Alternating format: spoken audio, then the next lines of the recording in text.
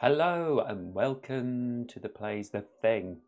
My name's Matt and surprise, surprise, second stream of the day. I received FATEFORGE earlier today and I did an unboxing and reboxing for it. And I don't know, I'm really excited to play this. So this, just to clarify, I have read the rulebook. I have had a little play through. I haven't read any stuff, but just played through the first sort of battle scenario a little bit. And I'm playing the solo mode, I should say, but I'm going to start playing the campaign. And if, as usual with these things, I might just keep playing like I have with Legacy of You, or I might just play a few parts of the campaign. There are 3 acts to FATEFORGE Chronicles of Kaan. But I'm going to start it with my live stream with you people who are watching this. And what I've done is I have the app up on the screen so that you can see it as well.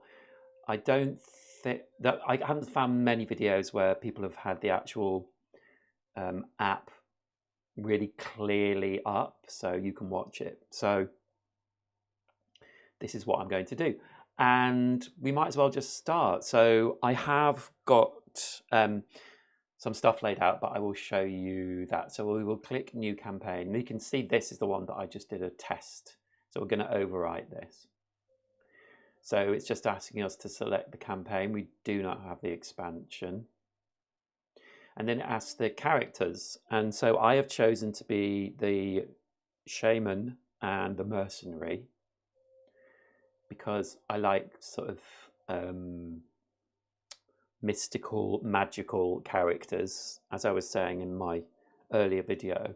But then I thought, go with the Mercenary because he's just good at dealing damage, I would think. So yeah, so I picked those 2. I did try and look to see if, oh, now am I doing the solo one? I'm just going to start again.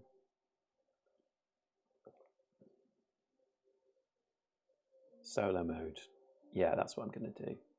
Oh, it might be a bit different.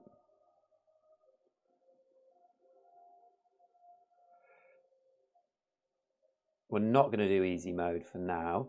So it says a grayed out button indicates that there is more text to the page than is showing on your screen. Scroll down further to activate the button. Some buttons that involve a choice require a long press to activate. Okay, we will continue. So take the following cards from the unlock box. So I've got the app up here as well, so you can see it here. So this is the unlock box. I have already taken these cards out. So the cards we have are Jadestone Bracers, Blessed Pendant, and Blessed Cure Boily.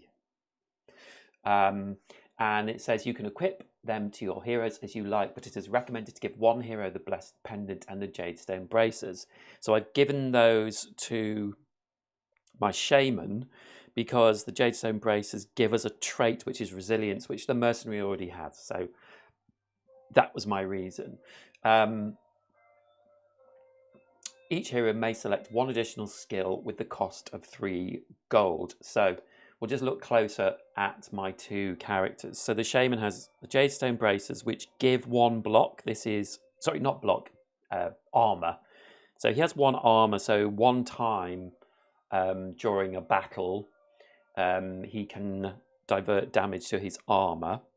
And then he's got his Blessed Pendant, and he also has, as a starting item, the Shamanic Drum.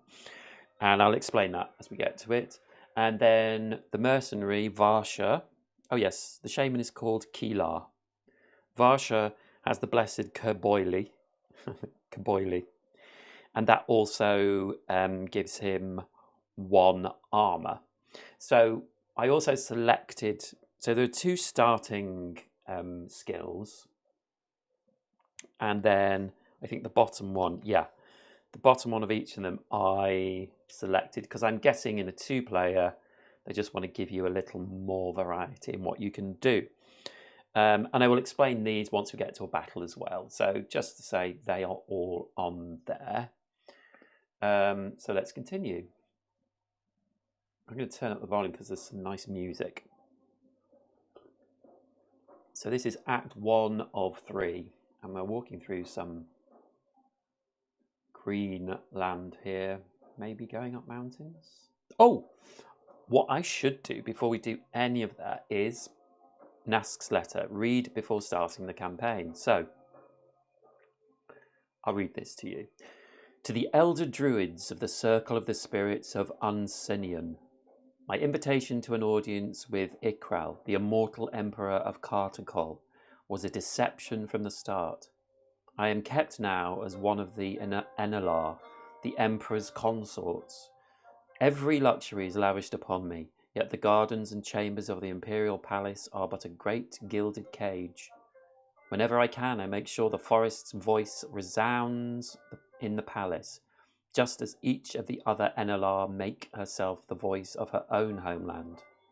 It is all my position allows me to do. The Ilkral has done much for good for his people. He is well loved in Isafir, which he has made into the pride of all Kaan. There is an ambition in him that will not rest until all Kaan, no, all Iana, bends the knee to him. He is fate chosen, and he will wreak terrible things. The Ikral's eyes have been set on our forest for some time.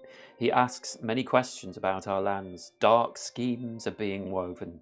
I am doing what I can to frustrate these schemes, but I only possess the power to achieve so much. I beseech you, send the bravest champions of the forest to Isafir in the utmost secret. I have allies in the city that will make contact once they reach Isafir. May the ageless wisdom of Yik-Satnen guide our way. Naske. So Naske got taken by the Emperor of the Kartakol, called Ikral, and he's going to try and take everything for himself. So that's nice, a little starting letter in the box. Nice little introduction. So yes, let's go back to the app. So Act 1 of 3. Grey frames like this one contain instructions for you to follow. These will generally involve physical components from the game box. To begin your adventure, find Nask's letter in the game box and read it, then click continue. Okay. These days, all roads in Kaan lead to Isafir, the capital of the Kartakol Empire. Merchants arrive with the treasures of 100 lands. Adventurers come to turn their fortunes around. In a city that grows in wealth and glory by day, the generosity and ambition of the Ikral, its mysterious, immortal emperor, appears boundless. Your journey from the primeval forest has been neither short nor easy, but as you finally approach the city, you feel a shiver of excitement race up your spine. Isafir is an impressive sight to behold. So place the map of Isafir and the map key on the table in front of you. During story scenes, you will remove stickers from the map key to reveal important locations you discover. Okay, so I didn't read any of this, I just skipped through all of this before. So, the map.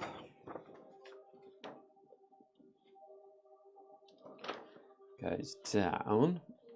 Can almost fit it on, so let's look at it.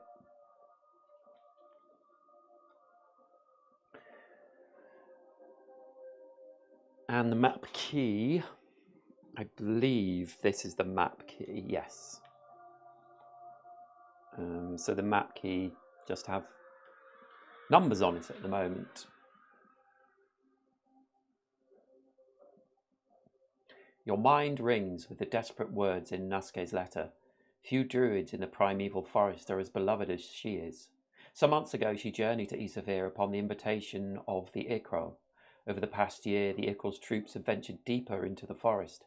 and his agents have been exerting their influence over the tribes of your homeland. Naskai accepted the Ikral's invitation and journeyed here to better understand his ambitions towards the forest. She witnessed for herself the prosperity and security that Kartakol Empire brought its subjects, but also its ruthless ambition and the obedience it demanded. As her letter revealed, the Ikral's invitation was a ruse. Naskai is now his prisoner, and the Elder's worst fears about the Ikral's intentions seem to be well-founded. It is vital that you rescue Naskai, and that the forest hears what she has learned of the Ikral's schemes. Okay. Travellers take many roads to the Imperial capital, but they all meet here at the Great Caravanserai and Saint Mahibad.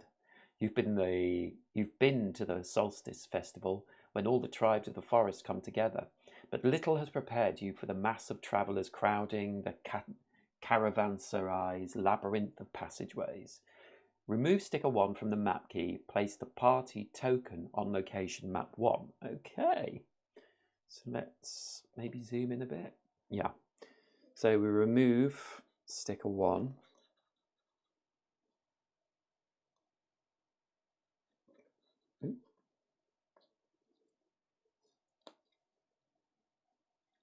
It's not quite worked.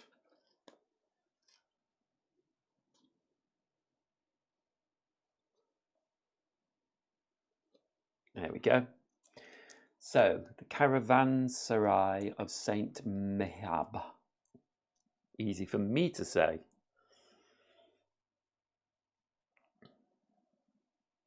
Place the party token on location 1 in the map. So, the party token is this little token here. And it goes on 1.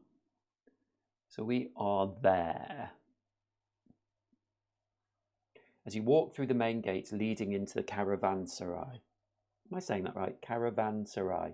The guards at their station single you out from the crowd of travellers. There you are, one of them exclaims. I told my friends to expect some forest folk coming through the gate. I knew you were coming from a mile away. That's how far your stink carries. The other guards laugh. One of them walks up to get a closer look at you. And no wonder, he smirks. Just take a look at yourself. What dead animal is it you have draped over your shoulder? So we can either... Oh, sorry, you can't see this right now. There you go. So we can either stand up for ourselves or put our heads down and keep walking.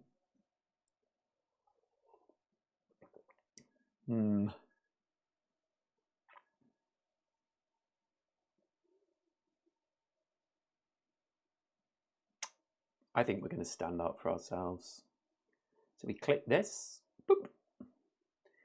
You hurl abuse back at the guards. You stand up for the dignity and personal hygiene of the people of the forest and compare the guards' faces to the backsides of various forest animals. This only adds to the guards' entertainment. Once they've recovered from their laughing fit, one of them draws her sword and points it to you. Remember this: everyone is welcome in Isaf here, as long as they know their place. Now shut that stinking mouth and move along. You decide it's best to let the matter go and move on. The militia will remember your actions. The app tracks how you interact with certain factions in the game and influence how they react to you in the future. This will have consequences in the story, although the game will not explicitly tell you when these are triggered. You can view your reputation with these factions in the statistics button at the bottom right of the screen. So I'm presuming it's this button. Reputation with the Empire, -1. Yeah, okay, because we gave back chat. You find yourself in a wide, dusty plaza packed with travellers milling in every direction. Under the colonnades that surround the plaza, you can see stables, taverns, inns and shops. Everything a weary traveller could need to restore themselves after a tiring journey. You're not even in the city proper, and already you feel like this bustling labyrinth could swallow you whole. Yeah, so it's a big city, and there's a palace over here, and something in the middle as well. No one pays you any attention except for a cat standing in the middle of a narrow street, looking at you with a strangely intent focus. You are a stranger here, and you know no one in Isafir. You are about to head to one of the inns around the plaza, but a young girl steps out in front of you. She's carrying a massive bundle of flowers and is wearing more flowers in her hair. She moves towards you and extends a hand holding a single pink rose. You notice a symbol tattooed on her wrist, under her sleeve, a circle of dots. Are you the heroes from the forest? I have a message for the heroes from the forest. Do you confirm that you are the heroes from the forest? Deny that you are the heroes from the forest? Circle of dots. Are you... Let's confirm we are. The girl squeals. I knew it was you. I just knew it. Please, you must follow me. I will take you to an ally that knows your druid friend. Before you can reply, she turns away, beckoning you to follow. Without warning, a band of militia jump out of the shadows and surround the girl. You'd have expected a child like her to be scared, but what you see is something else entirely. She throws her bundles of flowers into the air. Before they come back down, you see the flash of a blade. A guard falls to the ground. He clutches at his throat, uselessly trying to contain a jet of blood. She fights like a cornered rat. Another flash of the blade, and another guard falls. The leader notices you, points your way, and shouts, "They're with her! Get them!" A few of the militia rush towards you. Their leader blows twice on a horn to call for reinforcements. Brown frames like this one give you a summary of the combat scene you're about to play. This will include an overview of the objectives you need to complete in order to succeed. You've gotten yourself embroiled in an altercation with the militia. Defeat the militia officer blocking your path to avoid arrest. Fight. Okay, so now we have enemy abilities in this combat. Some enemies in this fight have special abilities. These are explained on the respective enemy cards. A frontliner. All shot actions assigned to this zone must target a frontliner first. A blocker. Heroes in the same zone cannot leave voluntarily. Leader. During enemy turns, move the closest red minion not in this enemy zone one towards this enemy. Okay. Components. Can you hear that? There's some music now.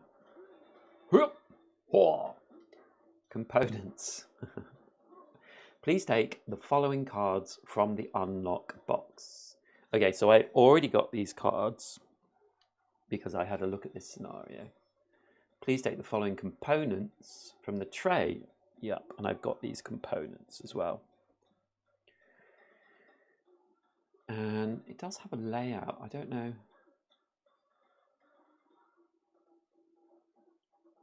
Yeah, this is just an overview though, I think. So we can see the layout and objectives. The next screen displays the objectives of a combat scene as well as any special rules that apply. You must complete all objectives to succeed. Make sure all players understand these objectives, then click Next to begin the guided combat scene setup. Okay. So the main objectives, welcome to Isafir, are defeat the militia officer guarding Exit A, leave from Exit A, and complete all main objectives to succeed. The special rules. This combat scene serves as an introduction to allow players to get familiar with the combat system. Make sure you have read the rules, blah, blah, blah, then follow the instructions shown by the app. You have 3 rounds to complete this combat. So there are 3 rounds and we need, you will see, Combat scene. For this fight only, you may reset the life and ow! Do you hear that? I can't remember what it's called. As usual. It's funny with games because they refer to these things as your health and energy. Okay, you may reset the health and energy of all your heroes after the end of combat. If you fail to achieve the objectives of this combat, the app will bring you back to this point to try again. Keep an eye on the round counter on top of the screen so you don't run out of time. Yes, that's very important in this. So here we go. So we can get rid of this map. And we can now set up this. So I will show you.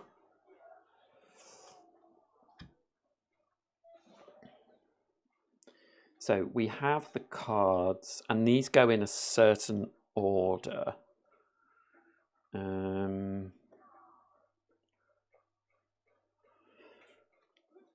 So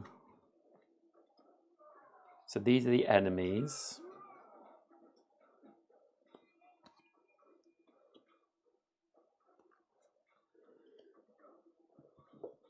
So when the enemies attack, their attack turn, they go in this order. They go from top to bottom, if they're still alive, that is. And then we set up the map. Sorry, it will focus.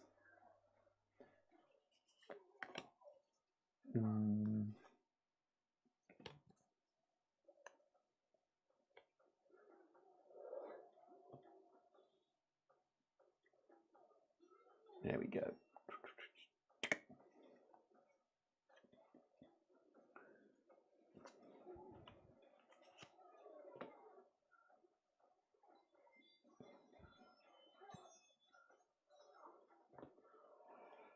So there we go. There's our map. Select the matching tiles and arrange them according to the layout shown to create the combat map. Tiles are numbered and have an A side and B side. The app shows you which tiles to use, letter and number. Yeah, so hopefully you can see that. And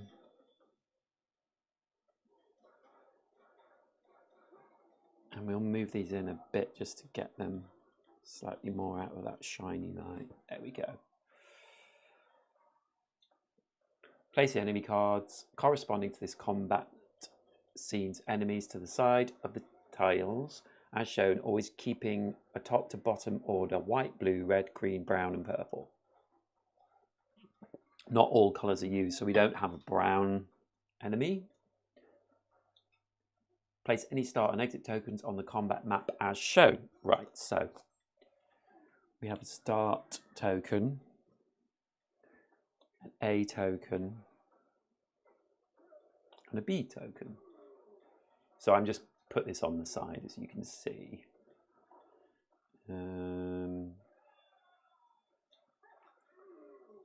Place each enemy token onto the combat map as shown. Enemy tokens have numbers on them.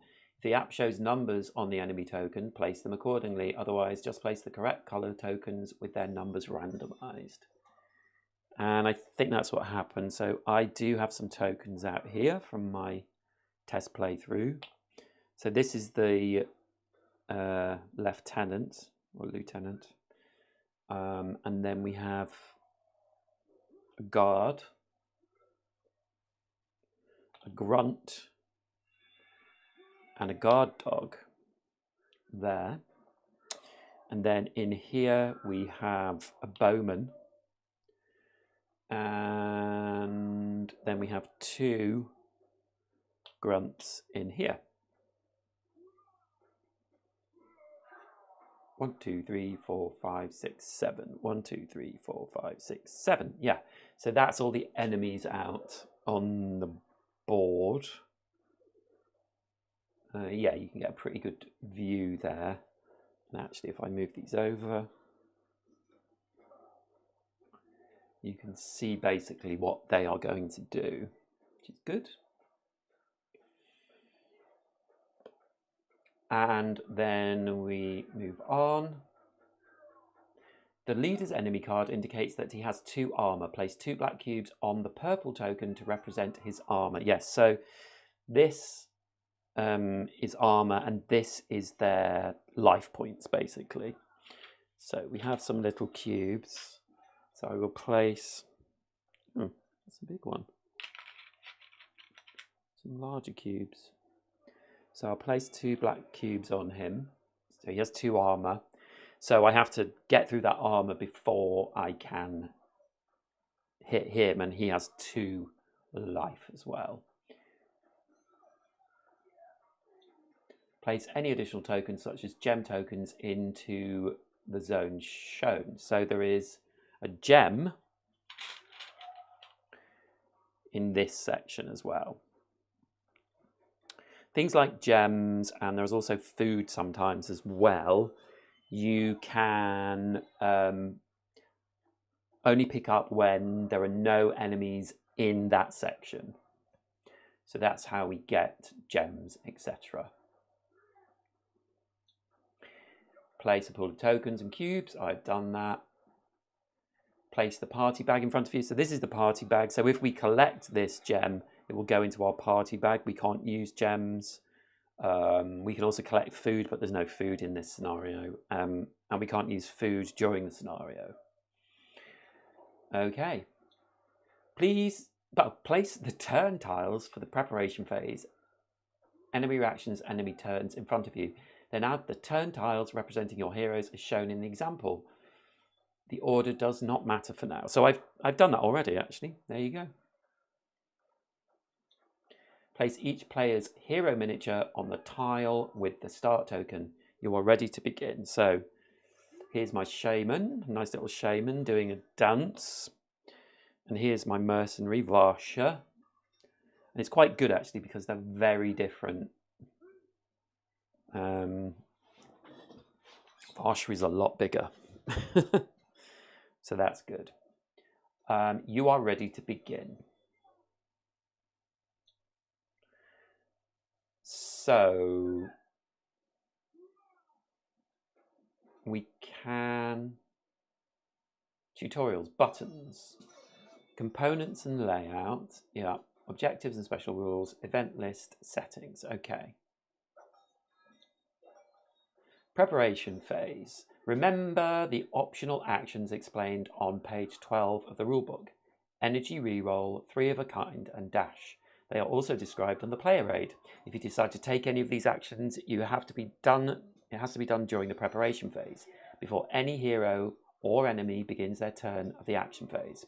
When planning your moves, be aware that some enemies have special abilities explained on their enemy card, such as Frontliner for the Militia Grunt. Make sure to consider them, as these abilities can impact their and your actions. I will explain this further as we play. So now we are in the preparation phase. And what happens in the preparation phase is that it's a little bit dark. It's okay. Okay.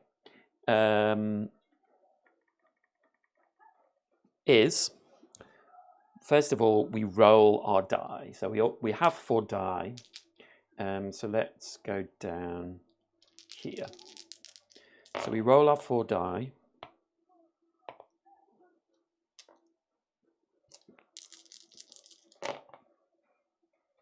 Wow. And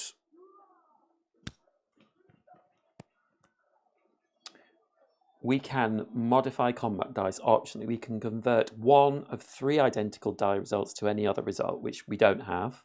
And these dice, which have options on them, do not apply to that identical thing. So it has to be exactly identical.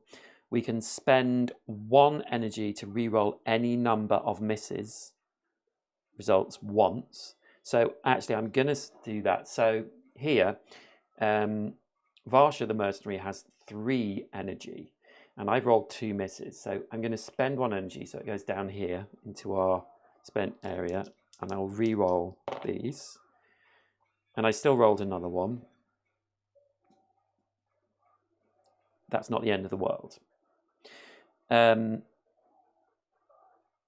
And then we can dash. And dashing is a move. So we can move one zone.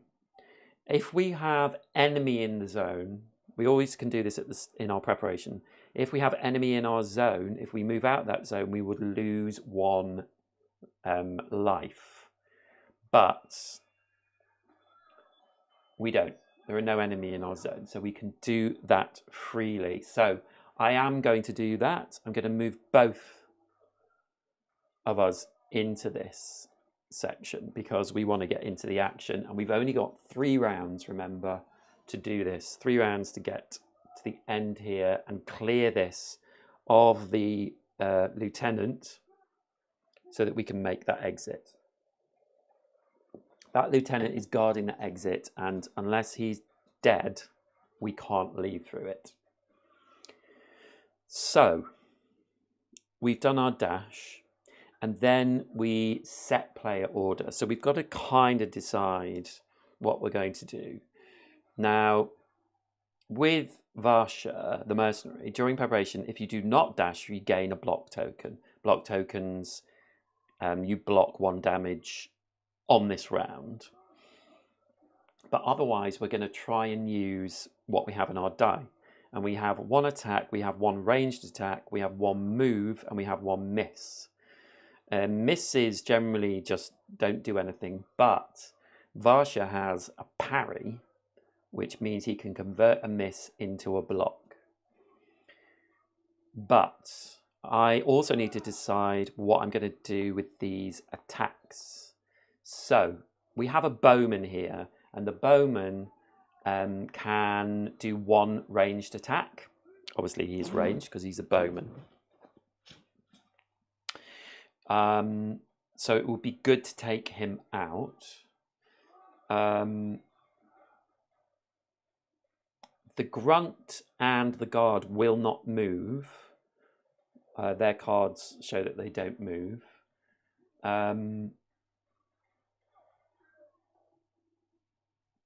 But also the grunt has this frontliner ability, which is all ranged attacks assigned to this zone must target the frontliner first. So I have to attack the frontliner.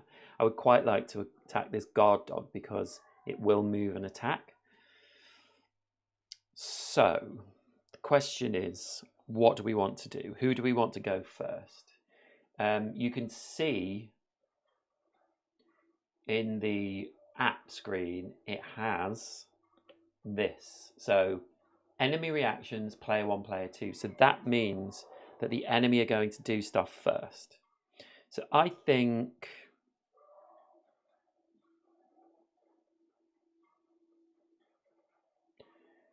I'm going to put the shaman first.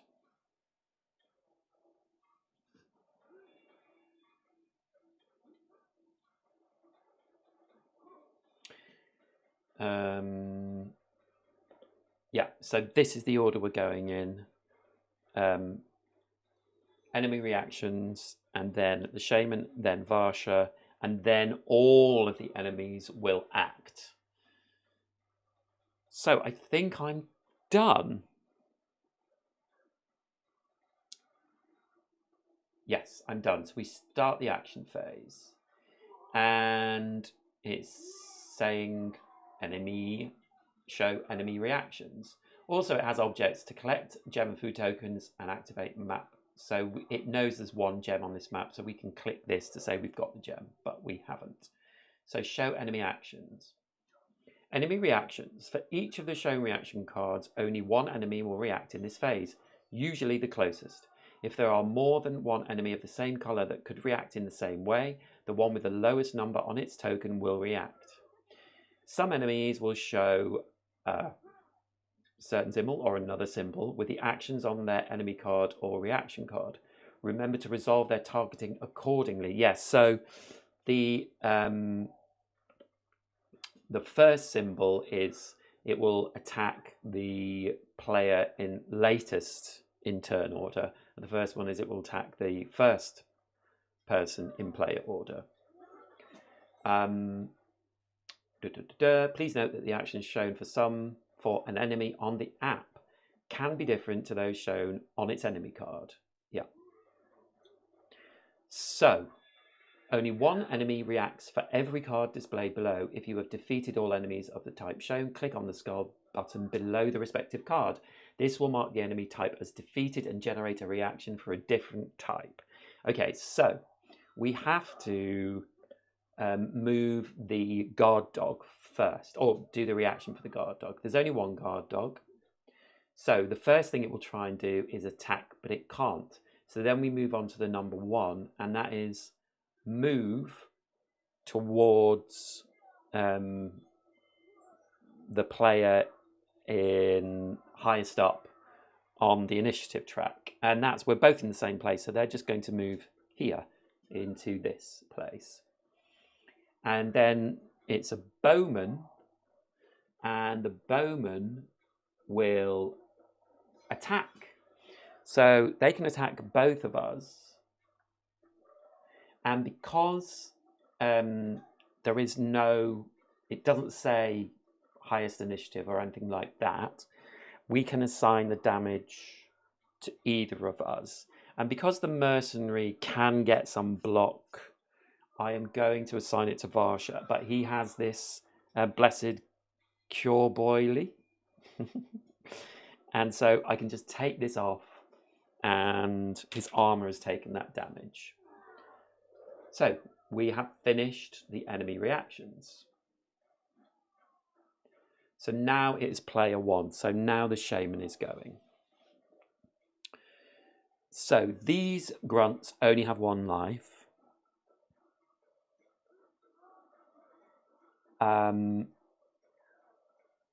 And I think I can kill all of these in this round. So the shaman is going first. So the shaman has one attack, 1 damage in my zone. So I will kill one of these, number 1, so they die. And then, so I've played that one. And then I can also do a ranged attack. So I will do a ranged attack. I can do it on the guard dog or the bowman, and honestly, I don't think it matters. So I'm going to kill the guard dog. That has 1 life. This symbol, actually, if I do a close-up, you can see this is slightly different, and that is like a critical hit, but I don't have any weapons that can use a critical hit yet. So it just is a normal hit. And then I have these 2 symbols left. So I have a focus icon, and I have a move and focus icon. And I think what I will do is move. So I'll move into this section here because we want to keep pushing along as much as possible. So I've used that move, and now this, I can use my shamanic drum. At the end of your turn, use a focus to add a focus token to this card up to a maximum of 2. You may use these tokens as focus in future combat rounds. So basically it gives me an extra focus. So I'm going to do that. And I'm going to put a focus token here. So now I will have another focus. I could have... Actually, I might change my mind. So what I'm going to do is I'm going to use this focus as an ice knife. An ice knife creates an attack in the zone I'm in already. So I can attack this bowman for 1 and I kill them. Yeah, that's better. Okay, so that's the end of the shaman's go. And now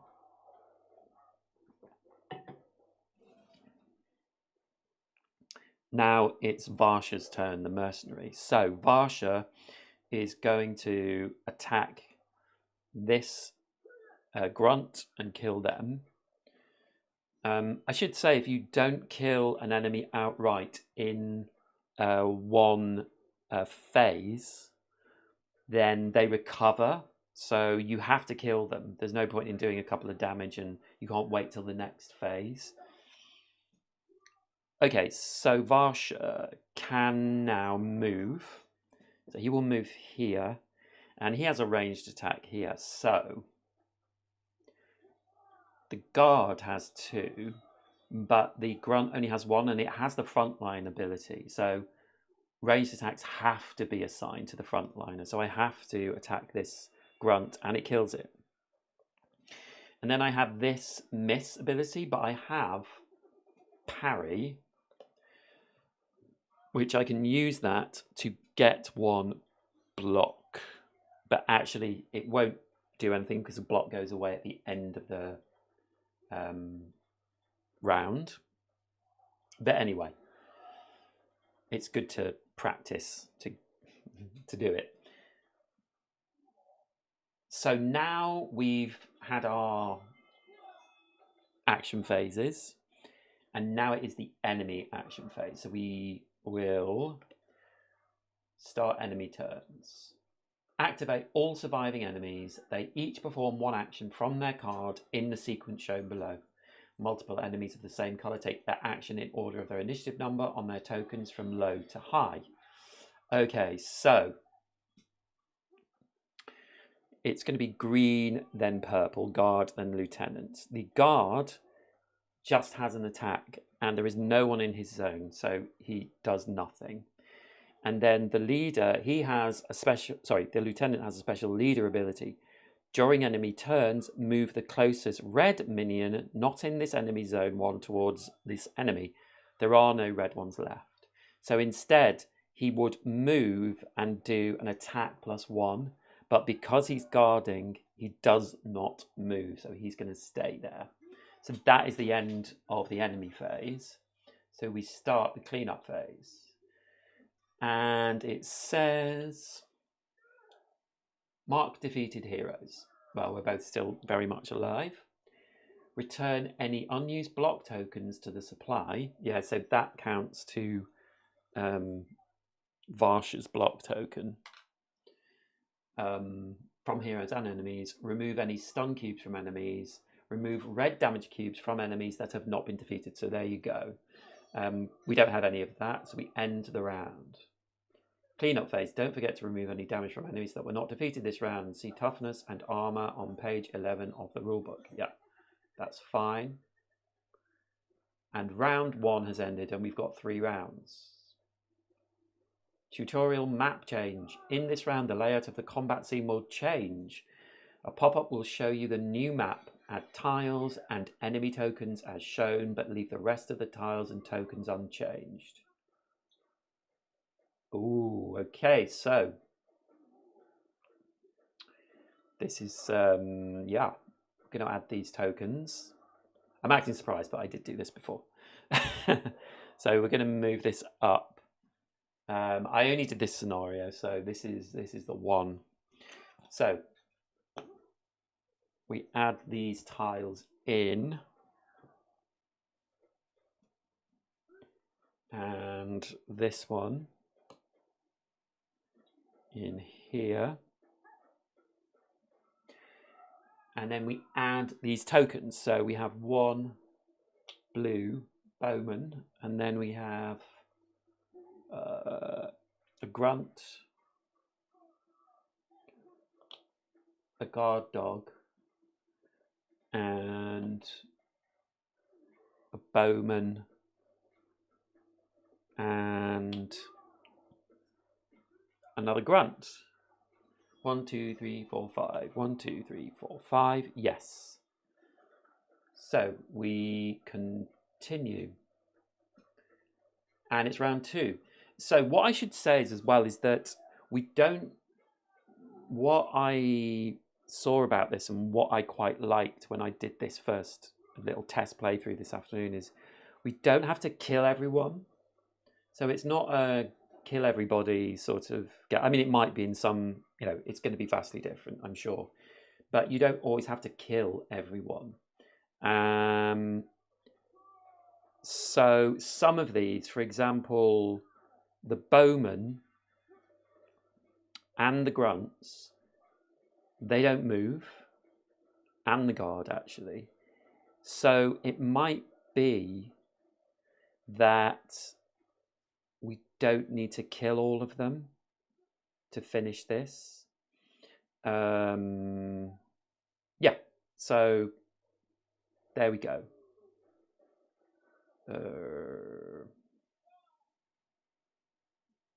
What we have to remember about the guard is he has 2 life, and once we're in that zone, we can't leave that zone with him alive. So we are starting our action phase again. So we're going to roll our die.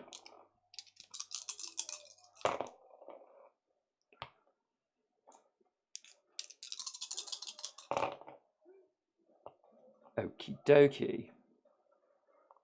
And this time, as you can see in the screen, there's going to be 1 player, enemy reactions, 2 players. So someone will get a chance to go first. And before we do that, the shaman has a blessed pendant. You may re-roll a miss once per combat scene. And I do have a miss. The only thing is I can convert a miss into a focus. But I would quite like a move. Oh, and I rolled another miss. So that's what we have to leave it as. The mercenary has a miss, but has a move and a couple of attacks. So I think he would be good to get in here and kill this guard. Yes, he could kill that guard. And also, I could get a parry, and I'm going to get attacked by this, potentially by this bowman. So I think we will put Varsha first. And yes, now we can dash.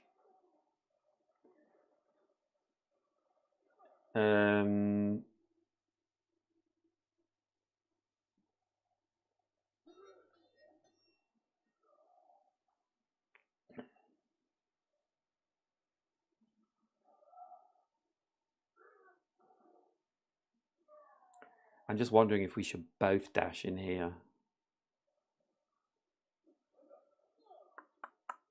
Because these 2 can't move and we'll be far away from them. They might move in the enemy reactions. We're both going to dash into here.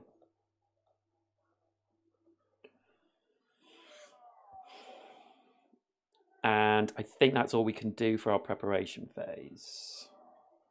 Yes. And we've set player order. It's great actually with the app that it has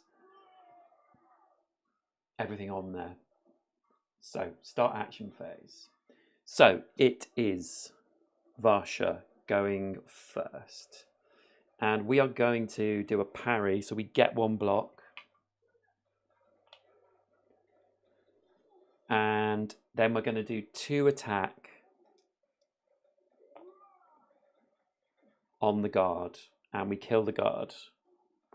So now we're in here on our own with this gem. We get the gem. So that goes on our little card. Can't remember the name of it. And we do have 1 move left.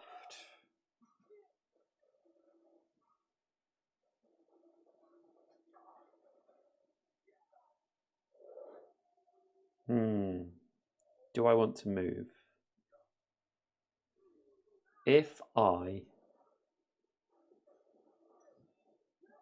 Would it be crazy to move into here with the bowman because he won't be able to attack me? I'm going to do it.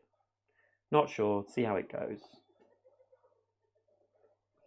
Okay, so that is Varsha. He's used all his dice. Yeah, that's the end of his turn. So enemy reactions. Only 1 enemy reacts every card displayed. If you've defeated all enemies of the type shown, click on the skull button below the respective card. We have not. There are red and purple, yes. So,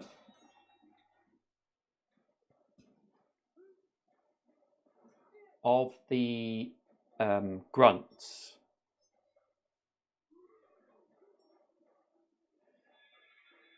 so, now, I think grunt number 1 will move. But let me just check. Enemy reactions. To determine which enemy tokens on the combat, start from the leftmost enemy shown on the app and check if there is a hero within the distance shown. This would be 0 for all enemies apart from minions, which would show 1 in the favour. If there is a hero in that range, an enemy activates. If multiple enemies could potentially activate, the enemy with the lowest initiative number. Yes, okay. So let me show you up close. So the grunt, neither of them can attack in their space. Both of them could move 1. No. Yes, both of them could move 1, and they will go to the one in the highest initiative. So it's going to be number 7, because he's 1 away from both of us, but he's going to move towards the highest initiative, which is Varsha. And then the lieutenant can't move an attack, but he can do a ranged attack. So he has his second one is a ranged attack, and it says the highest in initiative, which is also Varsha. So he's going to do 1 damage to Varsha, but Varsha has a block token, so he blocks that 1 attack from the lieutenant.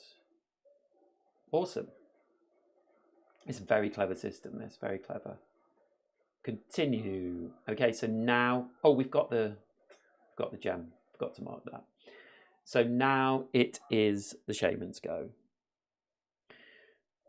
So the shaman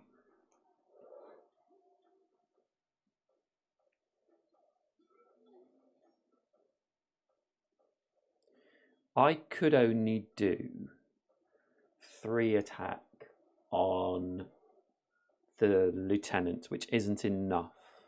I've got 1, 2, and I could use this to do another attack in the zone I'm in. So I think what I'm going to do, because this guard dog would move and attack someone, I'm going to do my ranged attack on the guard dog and kill it.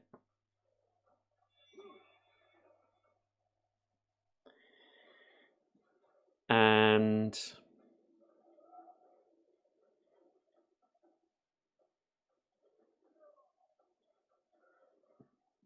I'm going to spend 1 of my energy to move, which I can do once in a turn, into this space, and I'm going to attack the grunt.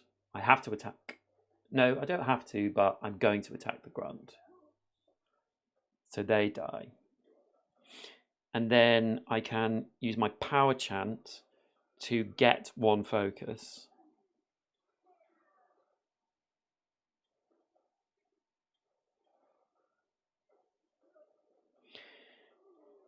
Oh, so I get 1 focus. And I can use that focus to do an ice knife into the bowman and kill the bowman as well. So actually maybe I could have done... We're going to be able to kill them anyway. And then I'm going to convert this into beat my shamanic drum and get 1 focus there. And that is the end of the turn. That's all the shaman Kilar can do.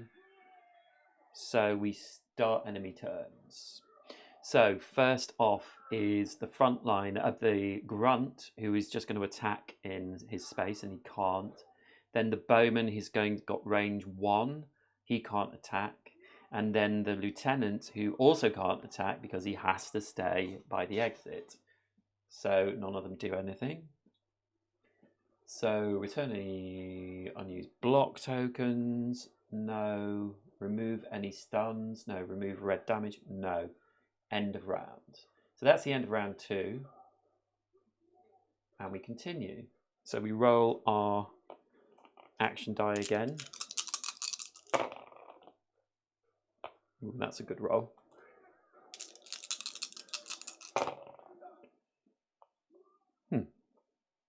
Okay.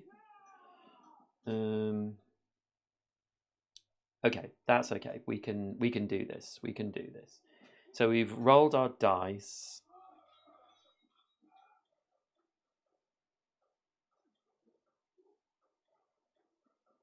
Got 1, 2. Yeah, I don't think I need to re-roll anything. So it's player 1, enemy reactions, player 2 again. So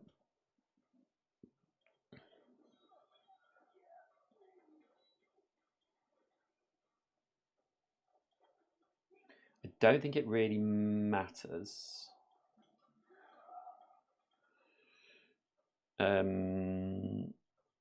Yeah, so we're not going to dash this time. So in that case, Varsha gets a block because he's not dashing, which is good.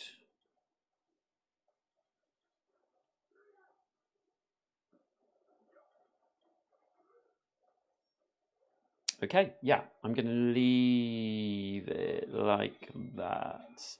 I'm actually going to have Keelar go first. So let's start. So Keelar is going to move 1 into this spot, and then he's going to do 2 attacks, which takes those 2 armor off the lieutenant. And then I have... I'm not going to move, so I'm going to use Ice Knife to do another attack. So then we put a little red token on him. And we still have one on our shamanic drum, but I don't need to use it. I can't use it. So that's the end of their turn. And it's now enemy reactions. So here, where did that guard go? Oh, the guard's over there. The guard is dead. So we mark the guard as dead. So it's the bowman this time. So the bowman is going to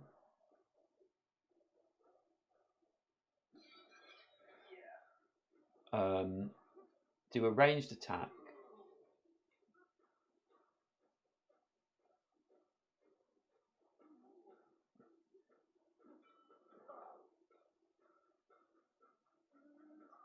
That's interesting. I don't know about that. So if you can see here, the bowman's first one is a ranged attack, which they can't do. And the second one is move towards A. Ah, right, move towards A. Gotcha. So they will move towards A. I guess they'll take the shortest route. That's both the same, actually. So they've moved towards A. Now the lieutenant is going to attack the person in their space, which is the shaman. So the shaman has no defense. Oh no, they do have a defense. So they're going to absorb that with their Jadestone bracers. And it's just 1 attack. So that's the end of the reactions. And now it is Varsha's turn. So Varsha is going to move into this space and do 1 attack. And they defeat the lieutenant. And then there's nothing else he needs to do. He could get another block. Fine. Yeah, so that's the end of his turn. So, activate all surviving enemies. So we have the bowman who is just attacking in one range and can't, and the grunt who's just attacking here and can't. So that is it. So we do the cleanup phase. After the last round of combat, the heroes need to escape by tracing a path to any of the exits. They all need to use the same exit and might take damage on the way out or even get knocked out. So basically, if they start or go through a zone with enemies in, they lose 1 life for each zone with enemies that they have to go through to get to the exit. For this combat scene, the heroes must use exit A to win. If they cannot use the required exit because it is guarded by an enemy, or because they would all get knocked out from taking damage while exiting, then they can use a different exit. It means they survive, but they lose because not all objectives were achieved. Some combat scenes allow the use of any available exit. Great. I like that system of you're going to an exit, like I say, rather than having to kill everyone, because we've completed all the objectives without having to kill these two. So we mark defeated heroes, none, return used block, yeah, unused block, remove any stun cubes, no, remove red damage, end of round. And then we get this, I think this happens every sort of one of these combats. Do you want to play an extra combat round? Main objectives: defeat the militia guard, leave from exit A. No, we don't need to, we've done it. So we mark what we've completed. Because this is a combat tutorial, if you fail to achieve all objectives, the game will take you back to the start of the combat scene to try again. Familiarise yourself with the rules in order to succeed. Confirm objectives. Defeat the militia officer guarding exit A. Yes, we did that. Leave from exit A. Yes, we did all that. So we have completed the objectives. Recovery and reset. Usually after every combat scene, you perform recovery and reset and record the life of your heroes. See recovery and reset on page 19 of the rulebook. As this combat scene is a tutorial, all heroes restore all their life and energy to the available box and return any corruption cards they may have received. So we only lost 1 energy each. We didn't lose any life. So we continue. Each hero recovers 1 life and 1 energy, then enter each hero's health below. So we are still at full health. For any heroes that were KO'd, instead they set their health and energy to 2 and 2. Click the skull button next to their picture. Each KO'd hero takes a corruption card. I love how it's explaining this in the app actually. I wouldn't say I go for apps all the time, but I'm really enjoying this. Click on any gems or food you have collected if they are not already selected. Yeah. Victory! You have completed your objective. Combats 1, 0, 0. Gems, 1 gold worth of gems. Loot collected, none. Leave combat. Brown frames like this one give you a summary of the combat scene you're about to play. Oh yeah, we did that. You dash down a colonnade and join the crowds, hoping to lose any guards on your tail.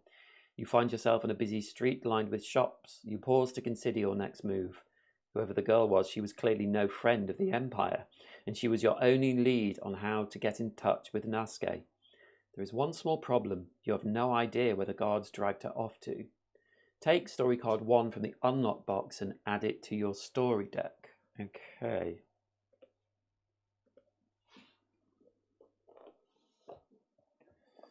So,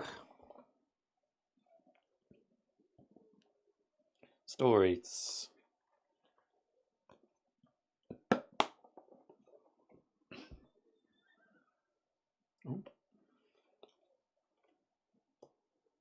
And it's the flower girl. You met a flower girl who seems to have been waiting for you.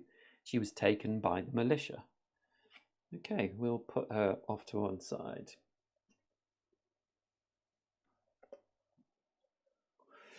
You stop a passing orc dressed in a fine tunic. She looks you up and down and seems suspicious of you, but your politeness sets her at ease.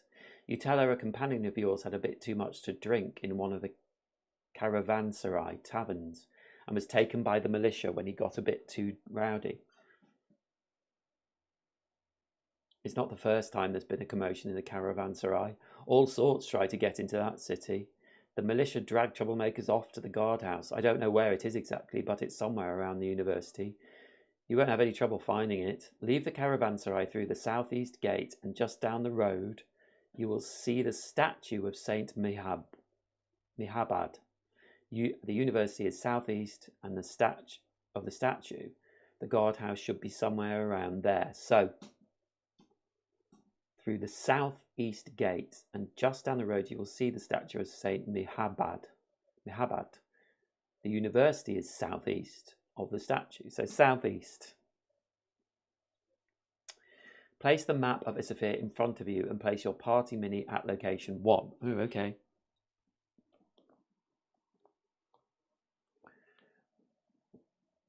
So we'll put all this to one side.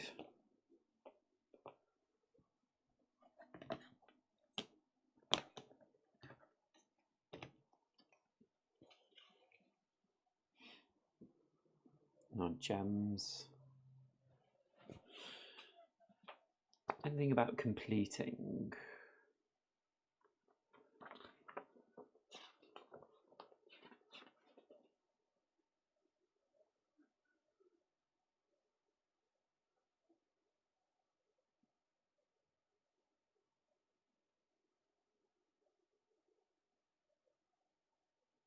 No.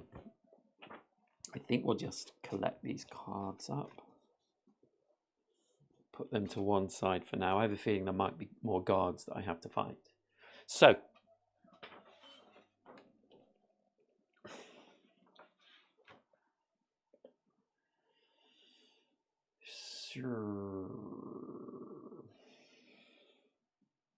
our party mini back on number 1.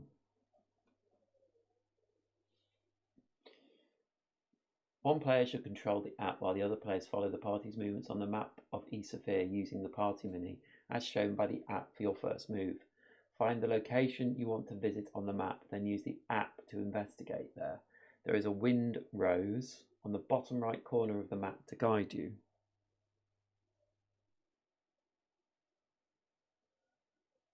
Yes, it means the compass, I guess.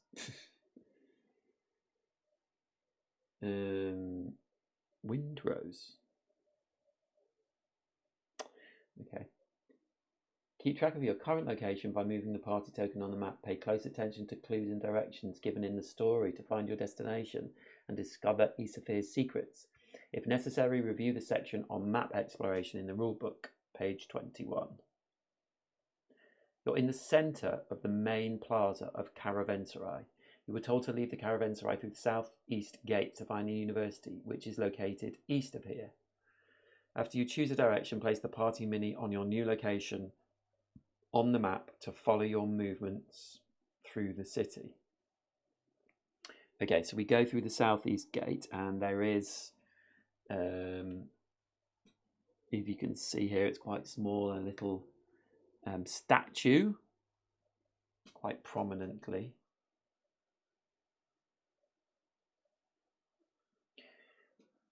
You stand outside the caravanserai beside a tower with a banner bearing the sign of a key.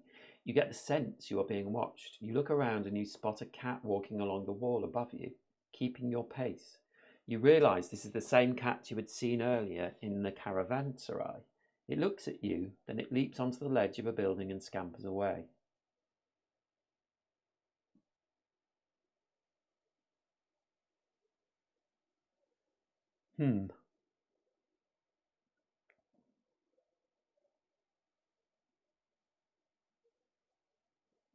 Go north, go south, go west into the caravanserai, go east.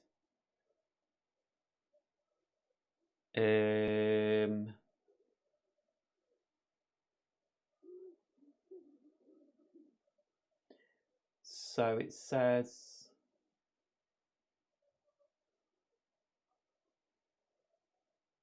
the southeast gate, and just down the road you will see the statue of the Saint Mihab. The university is southeast of the statue. So I'm guessing it must be there. 8. So if we go, we want to go east, really, don't we? Northeast? Go east. Yeah. As you turn a corner, you find the same cat you saw minutes earlier, sitting in the middle of the street, looking intently at you. So I'm there now. When you get closer, it tilts its head backwards, moves a few paces away, and turns again to look back at you. It clearly wants you to follow it and seems very determined about it. It heads northeast. You realize you have a choice to make. Do you follow the cat and see where it leads you, or ignore the cat and focus on getting to the flower girl before something bad happens to her? I want to follow the cat. Yeah, I'm going to follow the cat. I'm going to go northeast.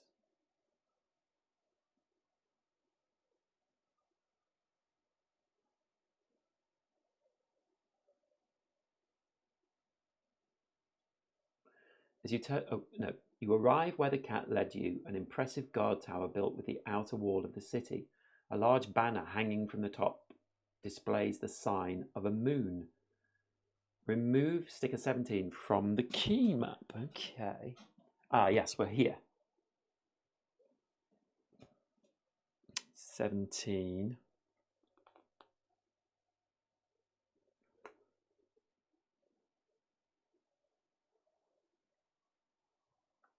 And 17 is the moon tower.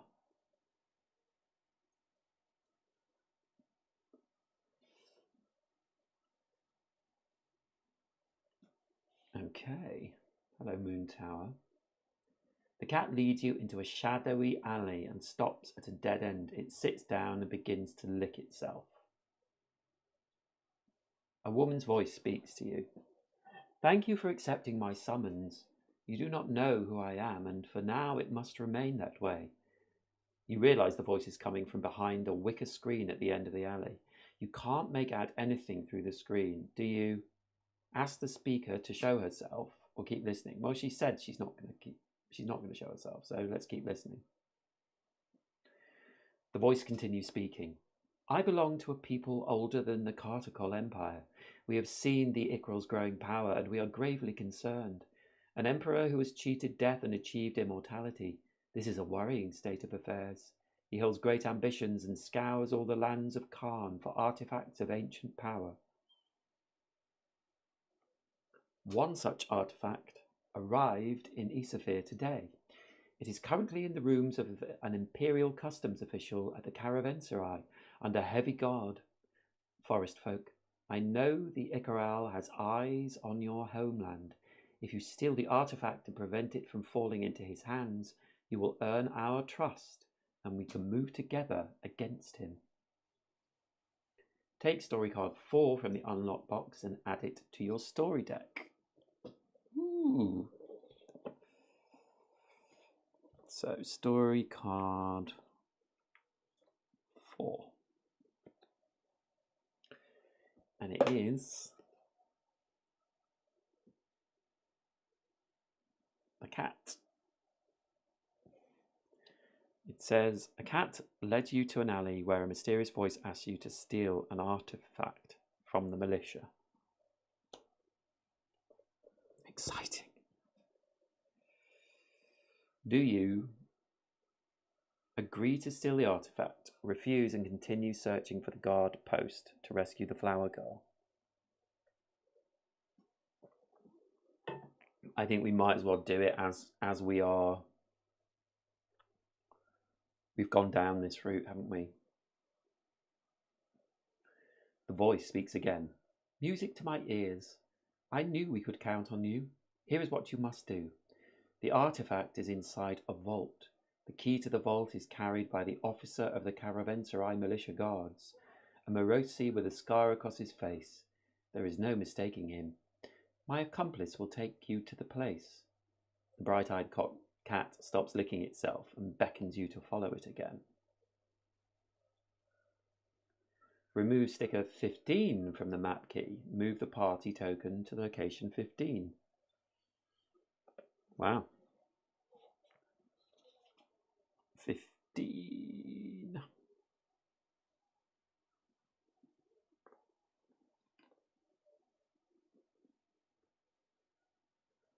So we are at the customs hall.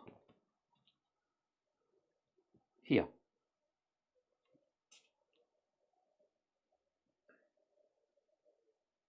You brace yourself for a fight and open the door. Ooh. Okay. You find yourself in a sparsely furnished chamber with 2 corridors leading out of it. The room is crawling with guards. They look at you in surprise for a moment, but quickly spring into action. In the back room, you spy a militia guard with a more impressive uniform. He must be the officer the mysterious voice spoke of. Steal a mysterious artifact guided by the Emperor's guards from the customs hall. To do so, you must defeat the militia officer holding the key and take it from him.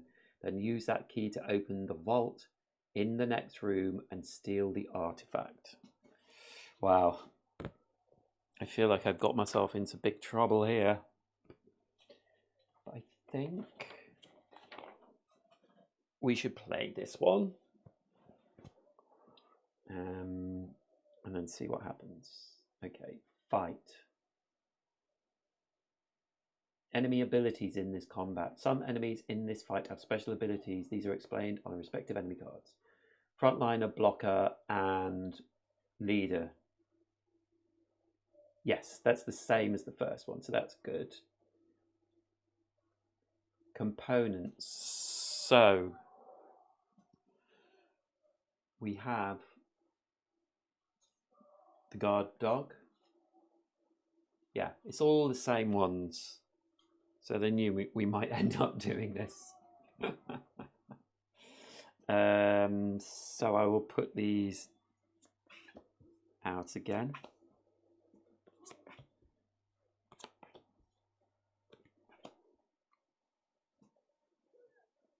I'm guessing this is going to be a bit harder though. General tokens. So we have the start token. We have just the B token.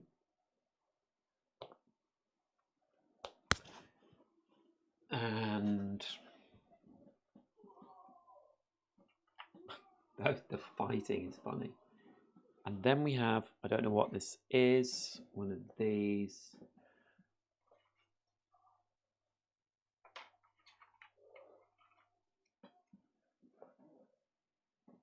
Have an A box, and then we have 2 of those. I don't know what they are either. We will find out.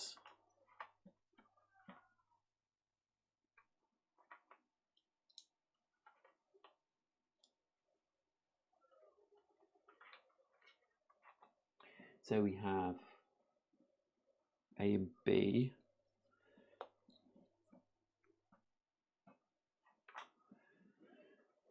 And I think, oh right, so we need more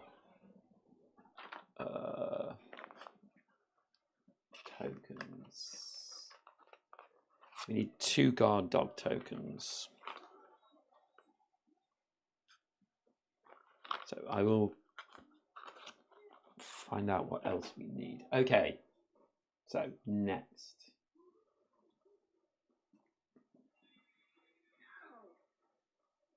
Layout. Okay.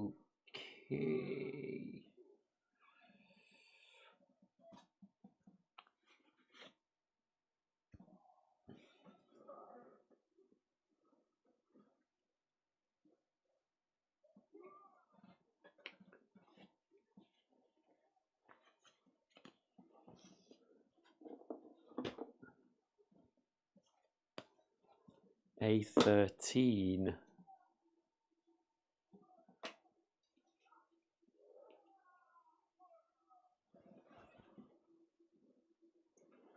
think these are different ones.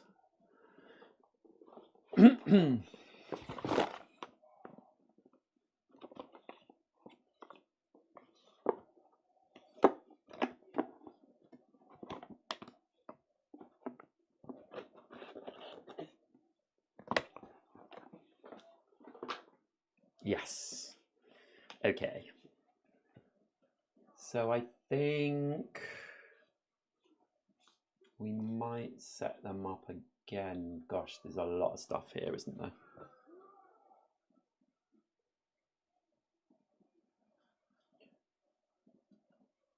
A5.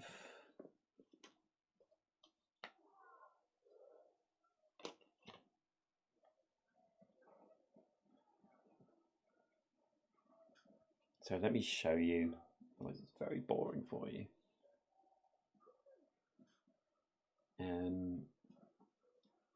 A18.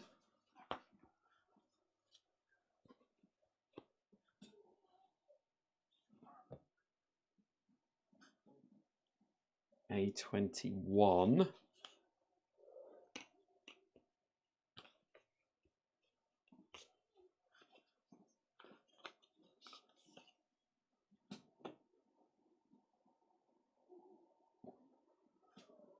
A22.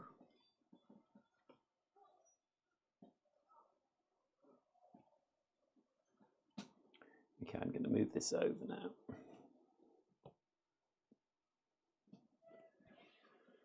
That's right. I might have to move this up. Whoops. Excuse me.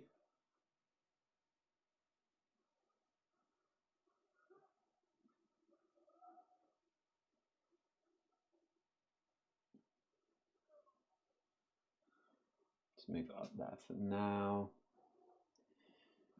A16.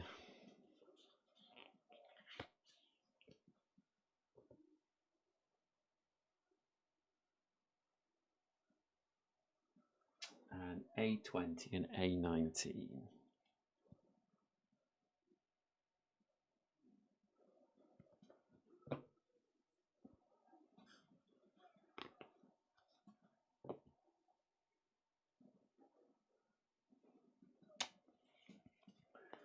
And I think that's everything.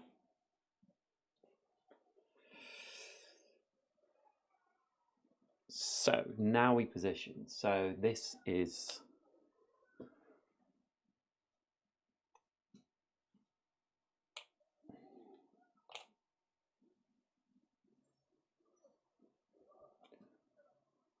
the entrance here. I don't know what that is. And we're starting here as well.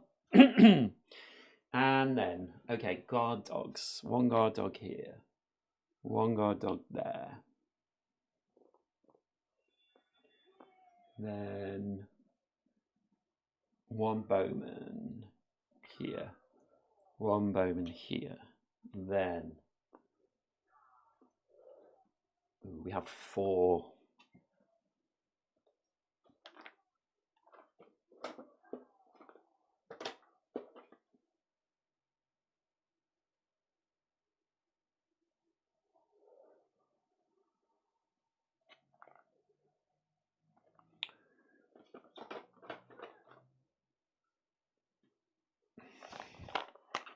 We have 4 grunts.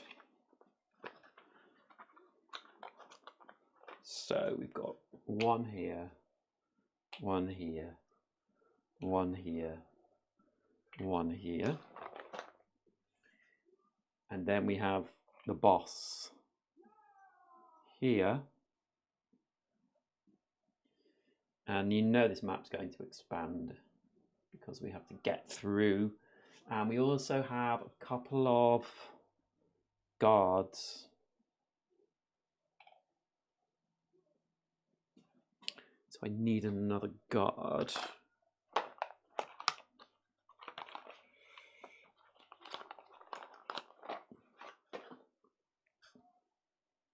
Who will go there? And we have food there. And I think that might... Oh, no, there's 1 gem in this room.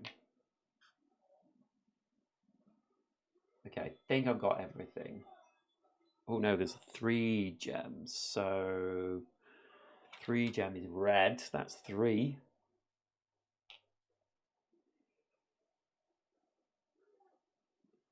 And these things here, which is just off the screen. So I'm just going to move this.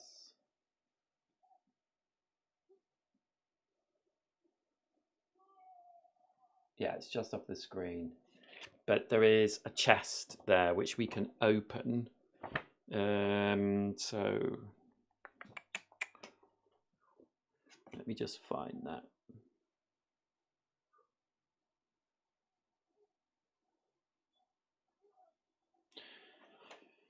Not on the quick reference.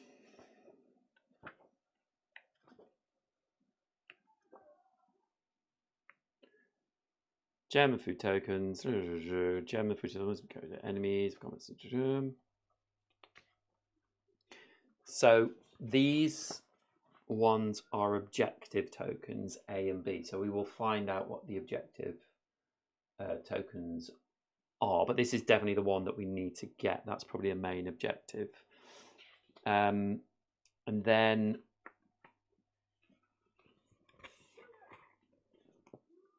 there is no exit token here.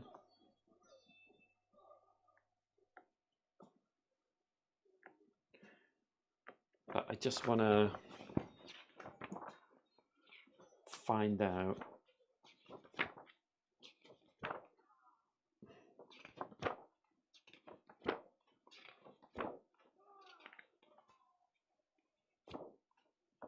So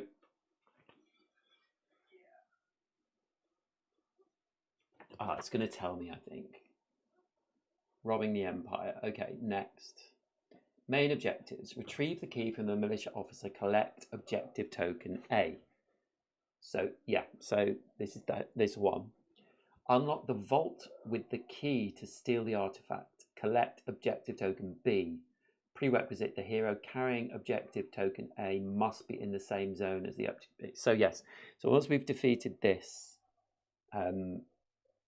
militia officer, we come into here. We have to defeat this officer as well, and then we get to collect token B. Leave from exit B. So we have to leave the same way we came. Complete all main objectives. So we've got to get in, get out, and then special rules. Read rule 1 in the rule unlock section. So I'm really going into unlock ability here, and so just to warn you. So this is chests. Chests contain valuable loot that can benefit heroes on their adventures. To open a chest, spend a focus action and tap on the appropriate chest token in the app. The hero then gains a new item, may equip it and in an appropriate slot and use it immediately. If you do not have a free backpack slot to place the newly gained item or items, or if you prefer not to equip them, you may place them in the party bag. And barricades. Barricades tokens represent defense that protect a zone from ranged attacks. A barricade token displays a series of crossed out arrows. Heroes or enemies cannot shoot into a zone containing a barricade token from the direction of the arrows. Okay. I didn't look at if that was the right way.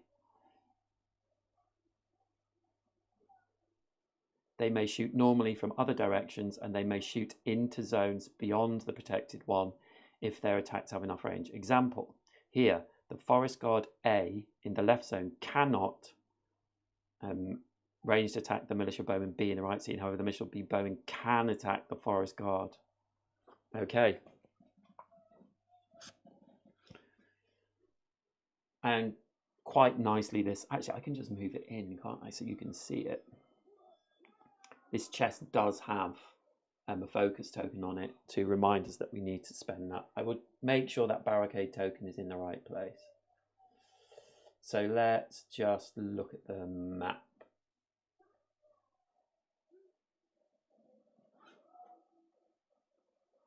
It's actually facing this way.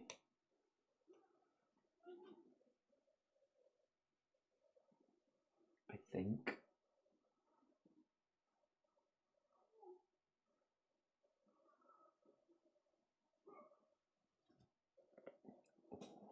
Can't see.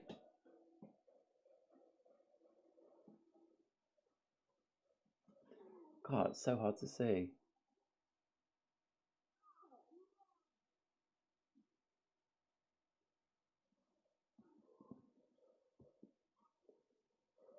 I can't tell.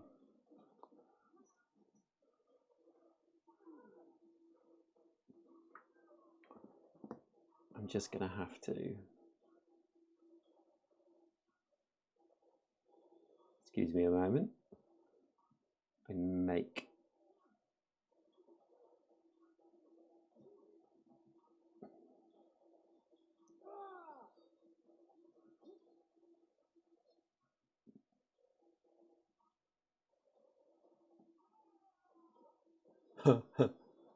It's facing that way.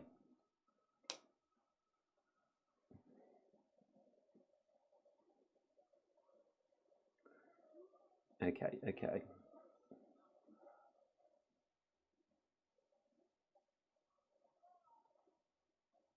Oh no.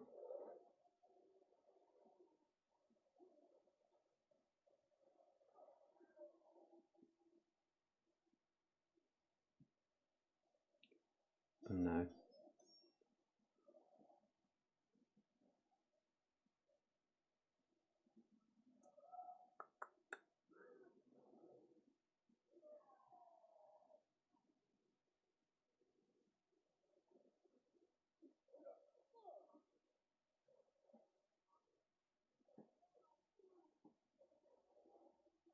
Ah, I can't actually grab this app anymore.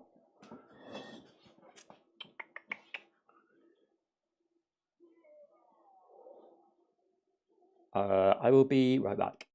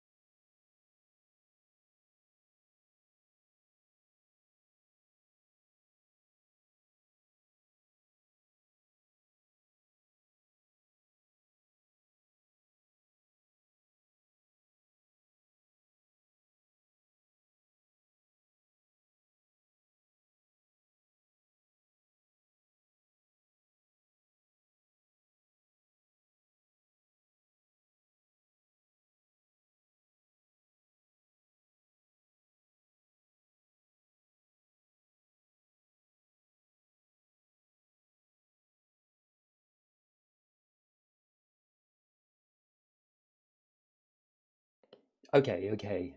I'm back. I'm back. Ooh, something weird's happened.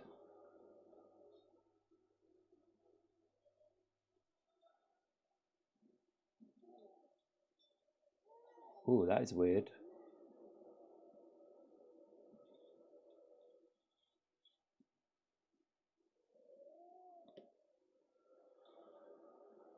Okay. It's just made it very big for some reason. Oh, I see why. I see why. Sorry, guys.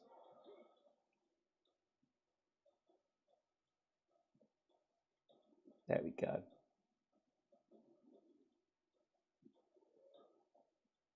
Yeah, that's more about my eyesight than anything else. Okay, we're back to normal. Okay, so we've done this, we've done this. Luckily, I had to quit it, and luckily it saved it. So, just make sure. Yeah, it's on the table, all right. That's fine.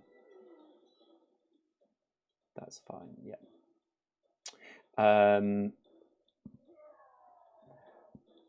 Okay, so we're starting. So this is going to be a challenge, I'm sure.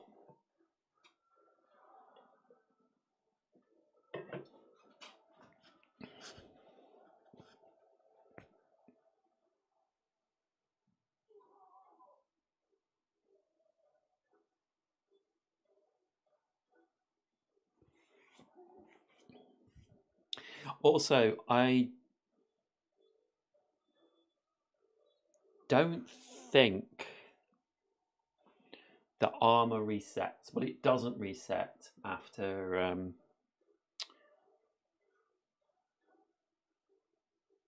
after a fight. It only resets up when you rest. But I can't really remember if it said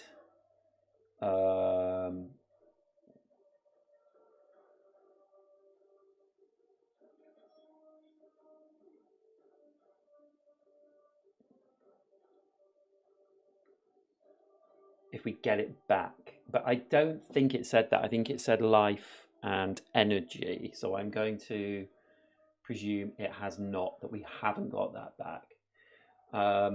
So let's just show this here. So bearing in mind, we have to get from here all the way over here and to here, and then get all the way back as well. And I'm sure there will be more guards that turn up. I'm sure that's going to be a surprise. So we'll get started rolling our die.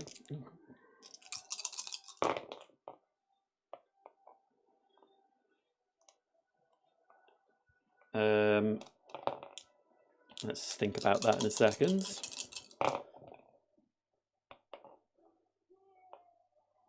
Okay, that's not so bad from Varsha, but Kilar has rolled 3 move, so we can convert one of them into another result.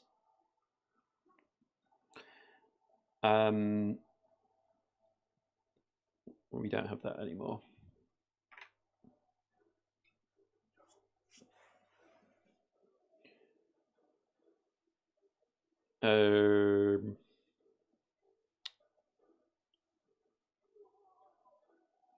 So that's what we're going to do. We're going to spend 1 energy, and what should we turn it into? I think we need to turn... we're going to be able to move what are in these rooms. So we can't shoot into that one, but we can... This bowman shoot into that one. I quite like to take that bowman out. So I think I'm going to convert this into a ranged attack for that 1 energy.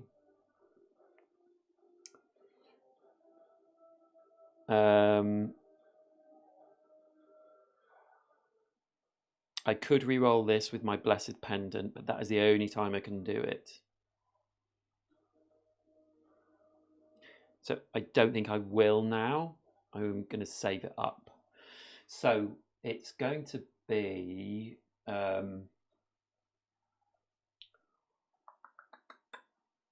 one of my players, and then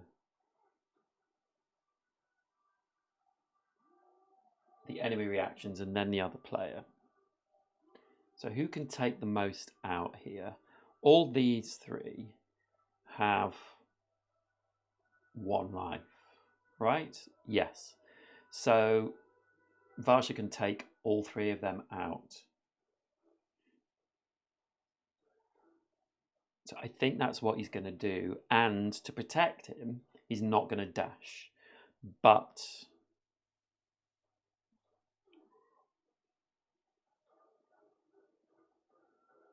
Kilar is. So Varsha's going to go first. And Kilar is going to dash into here. Varsha isn't, so he gets 1 block. And that's the end of our preparation phase. So we've set the player order. And now it's player 1's turn. So Varsha is going first. So he's going to move into this room. And then he's just going to do 3 attack. 1, 2, 3. Take all 3 of them out. Clear the room, and we get a gem.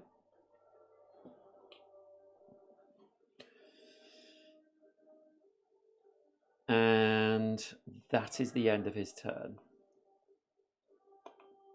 So now it's the enemy. Oh, sorry, I should have done that. So we did get that one. And now it's the enemy reactions.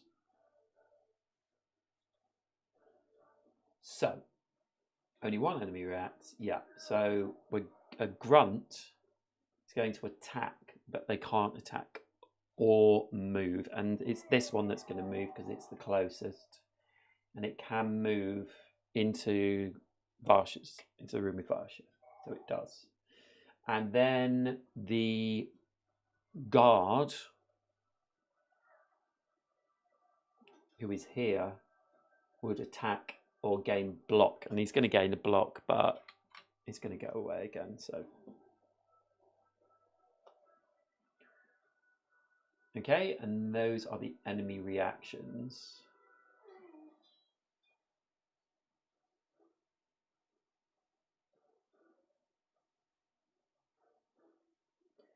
And now it's player 2 turns. So Keelar is going. I'm going to leave that on there. So Keelar can actually do quite a bit here. So Keelar is going to use this miss. No.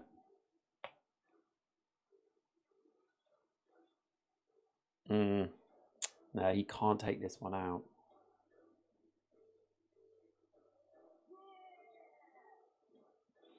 But he's going to use his ranged attack to kill that bowman.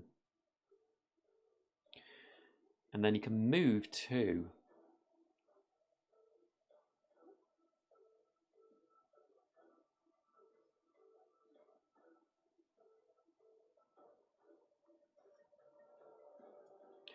Actually, I've just realised there's a guard here. So this guard would have got that block, wouldn't it? So we need to get moving. How many rounds have we got? 4 rounds for this one. I'm just worried moving Keelar here, this dog will attack. But I think I'm going to do it. I'm going to use one of my...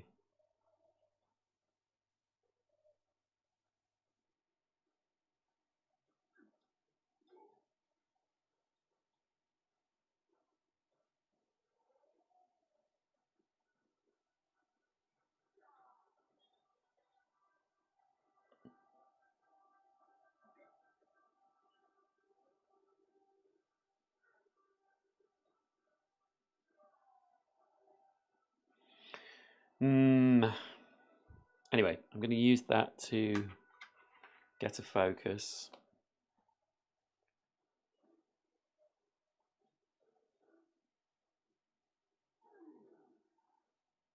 Yeah, I'm not super happy with that, but I don't want to move into that area with that dog. I don't know. Does it matter? The guard might move and attack me. Oh heck, I'm going to try it. I'm going to move here. So that's all 4 used. And now it is enemy turns.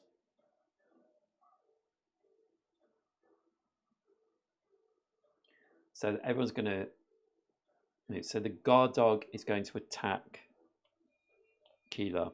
Does 1 damage. Then there are no bowmen. Grunts are attacking in their space, and there's nothing there. Guards are attacking in their space, nothing. And then the leader would move, but oh, I've forgotten to put defense on the leader. But he is guarding. But during enemy turns, move the closest Arminian not in this enemy zone, 1 zone towards this enemy. And there are 2 there, but this one will move because it's the lowest initiative. And that's the end. hold on. This grunt is here in this room, so it would do one, but he's got one block, so it does nothing anyway. Start cleanup. Nobody died. Return unused block. Remove any stuns. Remove damage. That's fine. Round 1 has ended. So round 2. Now, bearing in mind, I've got to do all this in 4 rounds. We don't have to get back there, but we have to make sure that there's a way clear so that we don't lose too much life. And Keelar's already lost 1 life. Okay, so we're going to roll. Wow. That is terrible.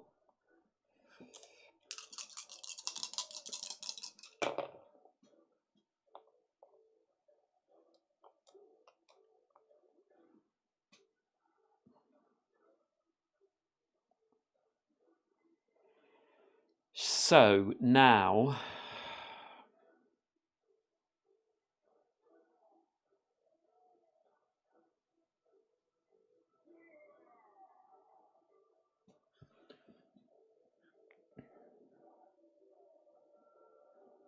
we can kill that dog. Keelar can kill that dog, that guard dog. If we dash, oh, that block should have gone. If we dash, we lose 1 life, so I'm not prepared to do that. And Varsha has got 1 move anyway.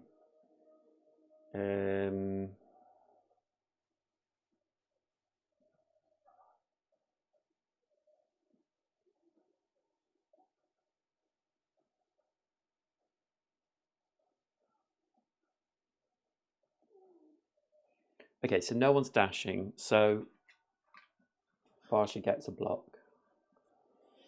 And I think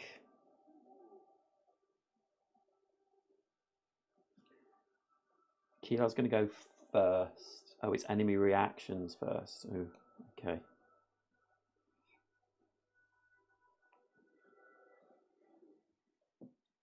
Okay, so we are done with our preparation phase.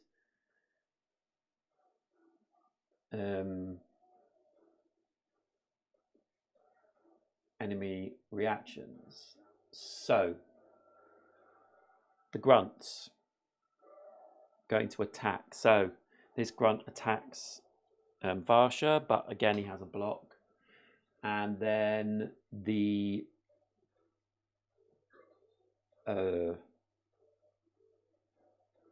lieutenant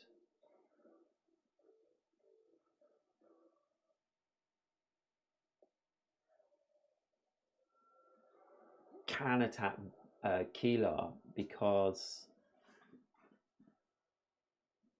yeah, the second one is a ranged attack. So it does a ranged attack on Keelar. Poor old Keelar. And that's the end of reactions. And now it is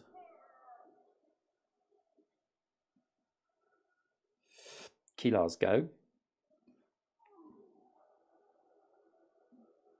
So I'm going to convert this into an attack and kill that attack dog. Guard dog, sorry. And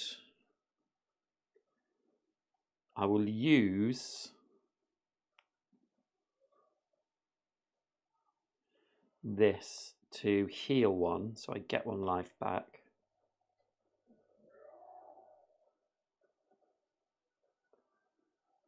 And shall I move?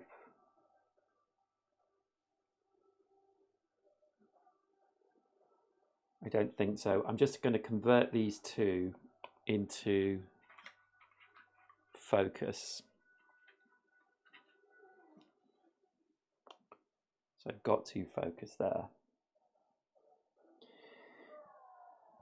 And now it's Varsha.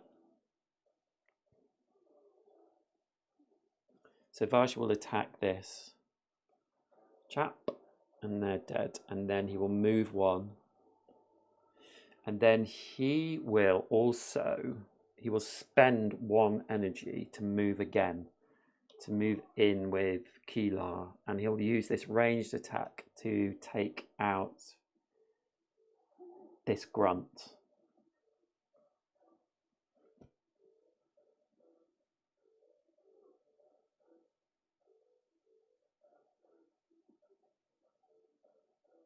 And then he will, does he need to do this?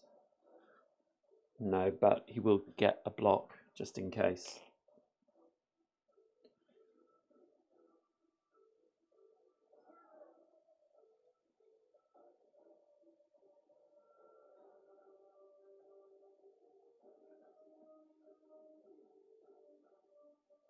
Yeah. And that's the end of them, so it's the enemy turns. So there are no more guard dogs, no more bowmen, grunts. Just attacking, and no, the guard doesn't move, the lieutenant doesn't move. So no one, they're not doing anything. So we go to clean up. He loses his block. Oh, yeah, no, that was good. That was good. End of round. So it's now round 2 has ended. Round 3. Okay, so it's player, enemy, player.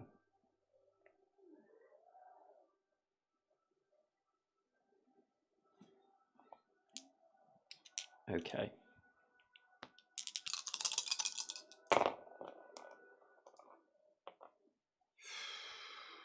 Come on, Shaman. Okay, so I can do 2 attacks. And a move. So that's not too bad.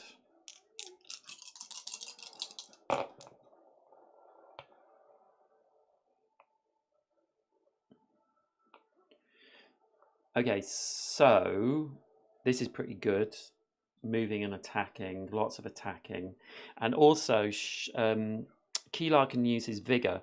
During preparation, you may discard a miss to allow another hero to re-roll a die. So I'll discard that miss so that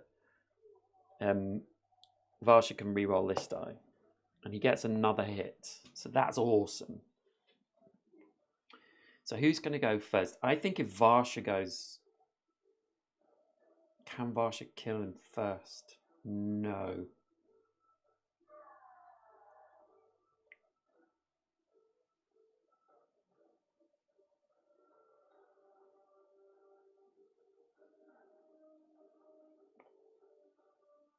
I can do 2 damage. I don't think it really matters. I think Varsha will go first.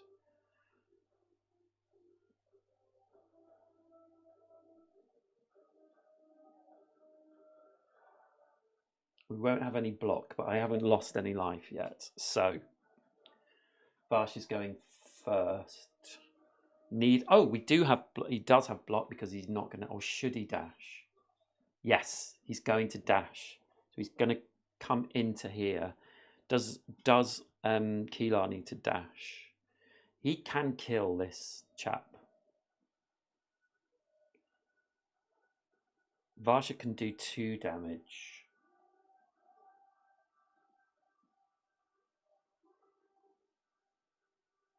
Move for 2 and do 1 damage. So he could get into here and open this chest. Yes. Oh, does he dash in there? Yeah. Might not get that food, but we could go back that way perhaps. Okay, so we've done our dash and it is start of the action phase. Right. Player 1. So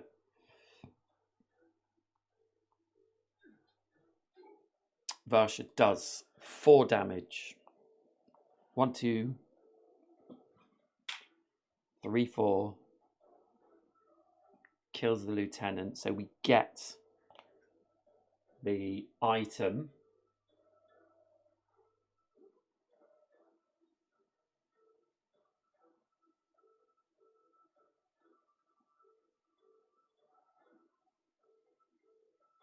Oh yeah, you might be right. Yeah, I might have done that wrong. Thank you, Chris. It's too late to go back, I think. But yes, you're probably right. I probably made it a bit easier for myself. I must check to make sure I've looked at all of them. You're totally right. Okay, so I have killed that guard and got the item. And that's the end of my turn. I can't do anything else. So we show enemy reactions. So there are no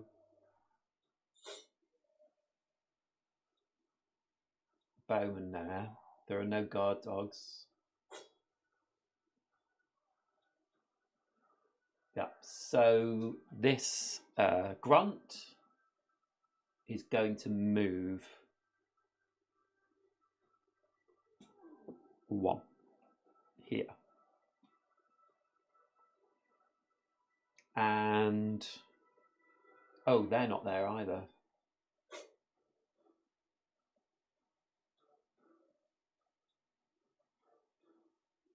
So yes, yeah. This is reacting now, but it can't do anything. I believe that. Let me just check because the number.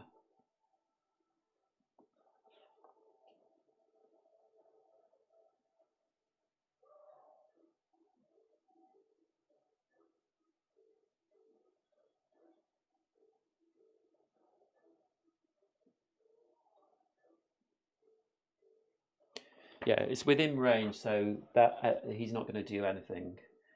No, thanks, Chris, for pointing that out. Yeah. For example, this time, this guard,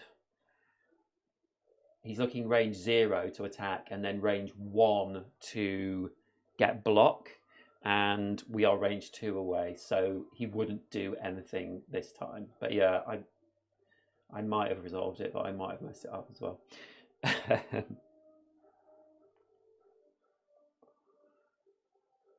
So it's now Kilar's turn, and they can kill this grunt, and then they can, well, use that first, move into here, and they can pay 1 of those focus to open that chest. So we'll open the chest, and we take 101 from the unlock box.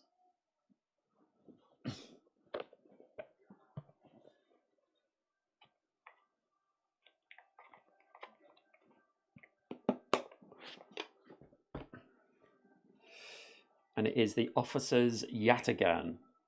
So we can make this our main weapon, and it adds a dice.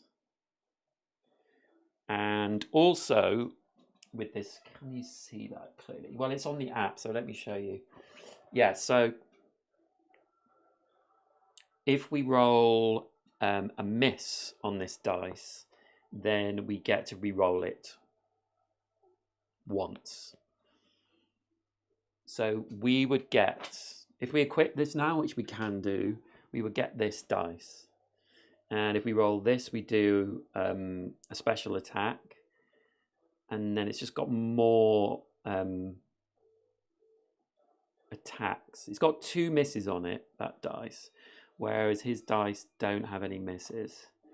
But I think I might as well equip it. I can either equip it or put it in the party backpack. So I might as well equip it and just have the die for now. So this will go in this slot.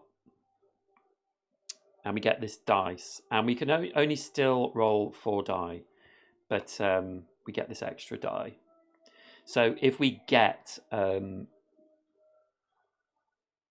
attack that activates a special attack, then we can use that. That will be very good. So we've got one more move, or we can use a focus, but I think we'll do one more move. So we move back into this room.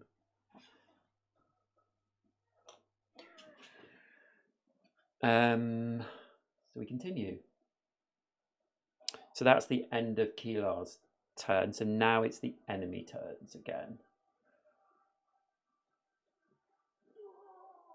All surviving heroes. So we only have green. So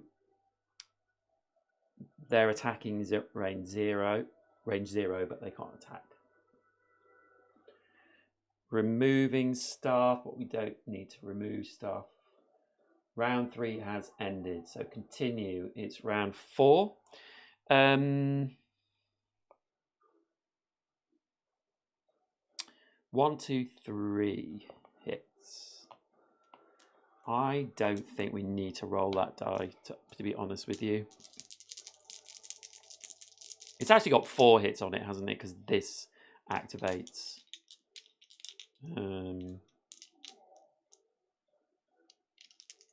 I think we'll just roll our normal die.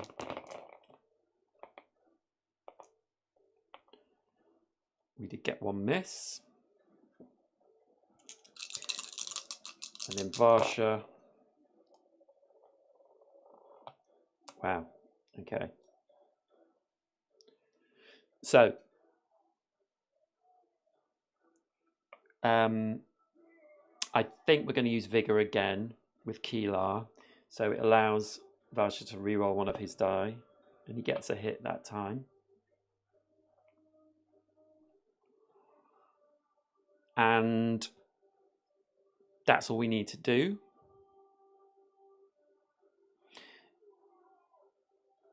And I think we will dash into this room. Actually, let's get Varsha on the way. So they'll dash that way. Yeah. Yeah. So it's enemy reactions first, and then Varsha will go, and then Keelar.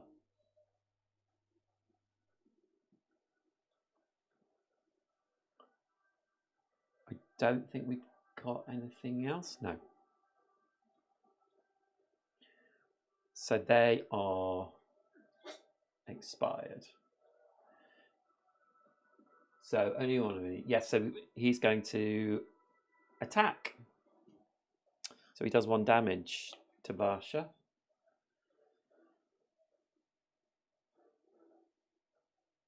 And now Varsha is going, and we can do 2. I didn't really need to do that, did I? But hey. So the guard takes 2 and dies. And we get that as well. So that was the key, and that is the item. And what else can we do? Nothing really, but that's okay. Oh, we get that gem.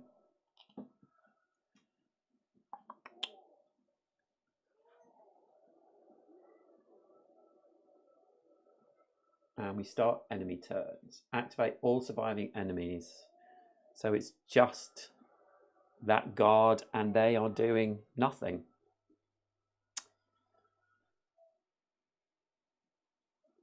So we clean up. There is nothing to clean up.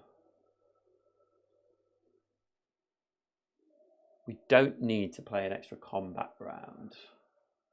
Retrieve the key from the militia officer, collect objective token A. Unlock the vault with the key to steal the artifact, collect objective token B. Yes, we just did that. Oh, actually, I didn't move. I don't need to move key last. Sorry, I think I skipped over them. Prerequisites. The hero carrying A must be in the same zone as B. Leave from exit B. Yes. Oh, no.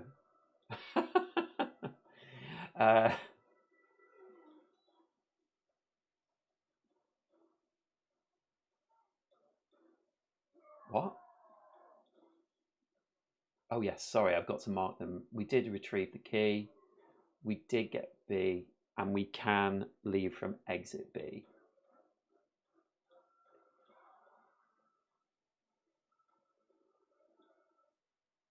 Each hero recovers 1 life and 1 energy.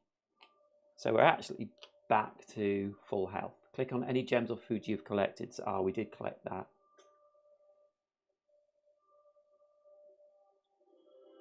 Victory. +1 victory point. Combat's 1 of 1. Gems, 4 gold worth of gems. Loot collected. Yes. Leave combat. You dash out into the courtyard, clutching the artifact under your cloak.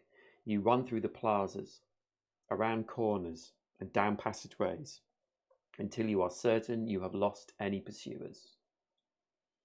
Take card 153, Strange Artifact. From the unlock box. 153.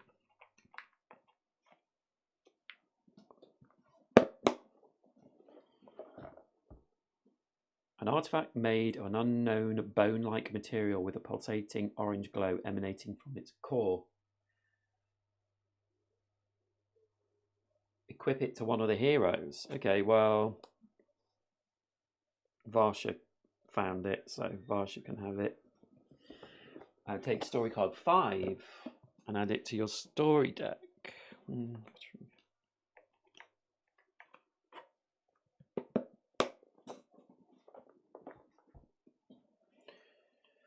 And there we have, you stole a strange artifact from the Emperor's guards at the custom house.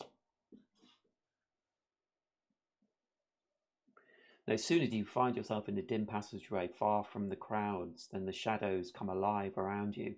In front of you, to the left, to the right, and behind, figures emerge from the dark. A blade flashes in your direction. The holder has a tattoo of a dotted circle on their wrist. It's the same as the one you saw on the flower girl. The massive orc with the mark on his arm speaks. That was a good raid you pulled, and believe me, I would know. A direct assault, risky, but you obviously know what you're doing. I'd love to sit with you and discuss thievery over some wine. There's just one issue. There's something we want, and you happen to have it. You saved us a good deal of trouble stealing it from the Ikral's grasp, but now I'm afraid we must take it from you. All around you, the bandits close in on you. You quickly get the sense that it isn't the time for rational discussions. So we have another fight. A gang of bandits ambushes you in an attempt to rob you of the artifact you just stole. Survive the ambush and escape from one of the 2 streets that lead you out of this mess. Fight well. I think I have done enough fighting for today. I would love actually to keep going on, but I have other things to do. So I'm going to call it a day with this one, but yeah, it's funny. Like a few months ago, I was watching playthroughs of this, and I was kind of like, yeah, I don't really get it. And then a couple of people on YouTube were like, it's my favorite game. One Stop Co-op Shop guys, I think. And I just thought, you know, I love a campaign game. I'm going to get it. And I've got to say, yeah, it's very smooth, actually. Surprisingly, I thought it was going to be complicated, but it feels very smooth. And I love the sort of, you know what they're going to do, but there's that little bit of the reactions that a couple of them are going to do things that you just can't predict. And so, yeah, it's very interesting. Really enjoyed it. Really enjoyed that playthrough. So I think what we do with the app is exit to menu. Your campaign is saved automatically. Okay, so we can just leave it basically.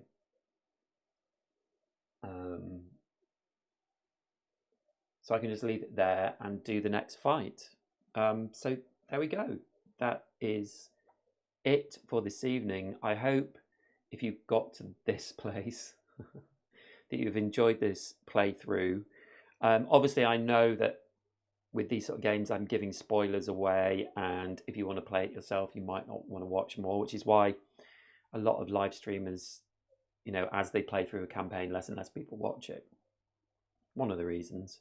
But actually, I really enjoy playing on a live stream because as a mostly solo player, I often play in short spurts, leave a game, and when I get to a sticky point, I kind of go away and do something else. And this makes me play through, and I get the whole scale of playing through a game. And playing through these 2 rounds, even though it's taken me 2 hours because I'm explaining a lot, which I won't do so much from now on. It's really impressive. So yes, there we go. That is FATEFORGE, Chronicles of Kaan, the first 2 fights, which could have gone differently. I could have gone a different way on the map and done a completely different thing. And I thought that was going to be really hard, and it was okay, which is good for the second fight after the sort of teach of how to fight. And I would think that things will get a lot harder from now. Yeah, so thank you so much for watching. Please like this video and please subscribe if you're watching. It would really help me out, and there'll be plenty more live streams certainly coming. I'm playing a game tomorrow and Tidal Blades 2 tomorrow, I think, or Sunday, and I'm 1 act in of Slay the Spire, so I'm going to play Act 2 with the defect, and I definitely will play more of this online as well, so that will be coming in the next few days. So thank you so much for watching, and I will see you in the next live stream or video. Okay, bye.